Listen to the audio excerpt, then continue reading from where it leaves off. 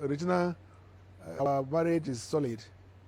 Our marriage is based on understanding and respect over time. I met her and I liked her. We married within 3 weeks.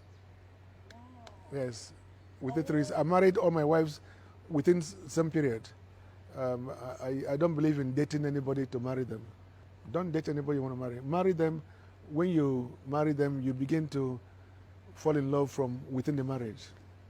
Even in my own culture, as it were, as a kid in the 60s, people, they were not dating. They would marry. In arranged marriages, family to family, they choose a wife. And then most girls were expected to be virgins when they get married. And they build a family from there. And because they didn't know each other before they got married, there's a lot of excitement, a lot of learning to do. And but Regina and I is a story that is interesting because before I met her, I didn't know about her.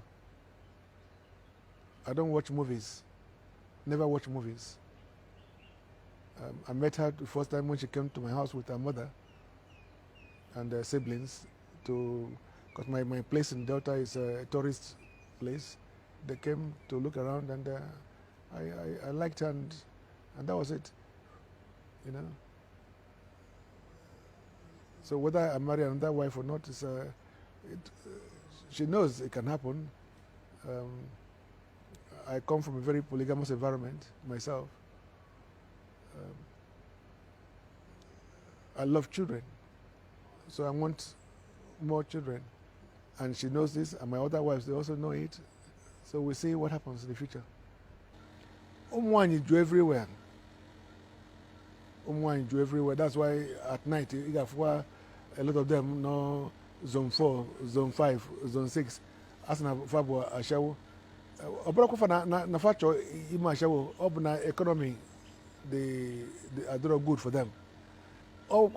These are the ills of the society now that but as one man, one woman. Before the advent of Christianity, our tradition Igbo tradition allow for many wives and children, of course. That determines the size of the wealth you have, isn't it, in those days? So you see an average Northerner marrying 2, 3, 4. They're helping the women. They're helping the society. But the fallacy of it all is that, yes, religion, Christianity doesn't allow that in the South. And yet, the average Southern man with 10 girlfriends, so you don't, the irony is so stark. I love my culture, my culture as I know it, not as they're trying to dilute it now. I love culture. Igbo culture is wonderful, and should be promoted the way it has always been. But even looking at that, look at even your population in Nigeria. Just look at the economy of marriages, what I call economy of marriages. You as an Igbo man, you have one wife, and maybe you have 4 children.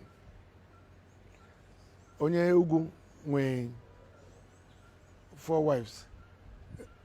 Each wife with 5 children. That's how many? 25 children. In the next 10 years, 20 years, you can look at the population. Just imagine the population of Onyugu, Ndiogu, and Ndibo, what it will be in the next 20 years. The population will be like 1 to 5, isn't it? Because of this disparity. Assuming that we are the same now. I'm just saying, but we are not. The gap is getting bigger and bigger. And Igbos will never catch up because of this self-imposed restriction.